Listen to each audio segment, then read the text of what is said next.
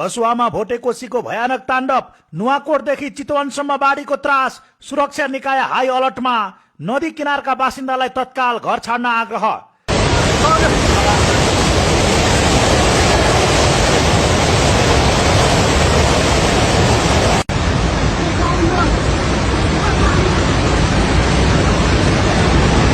भोटेकोसी नदीमा पानीको बहाव अत्याधिक बढेपछि रसुवा जिल्लाको सीमावर्ती टिमुरे भन्सार क्षेत्रमा ठूलो बाढी आएको छ।